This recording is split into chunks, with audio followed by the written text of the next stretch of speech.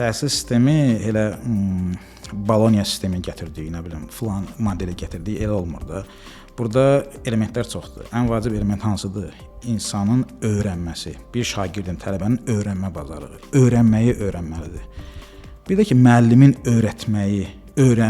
öyrətməyi vacibdir.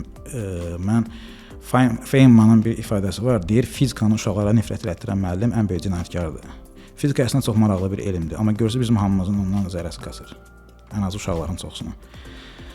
Və burada yəni həm uşaqların öyrənmə bacarığı yüksək olmalıdır. Həm müəllimlərin özlərinin öyrənmə bacarığı, həm öyrətmə bacarığı yüksək olmalıdır. Həm də innovasiya etmə bacarıqları olmalıdır. Bütün bunların hamısını bir yerdə eləyəndən sonra, təbii ki, onlar həyata qatılanda artıq bir növ həyatı reallıqlarına gedirlər. Mən bir hüquqşünas kimi deyə bilərəm ki, şəxsən mən Bakı Dövlət Universitetində oxuduğum bilikləri real həyatda yox idi. Mən məhkəmədə çıxış edəndə 2 dəfə vəkil kimi getmişəm mən. Gördüm o deyil, buranın ayrı reallığı var. Mənə onu öyrətməli idilər.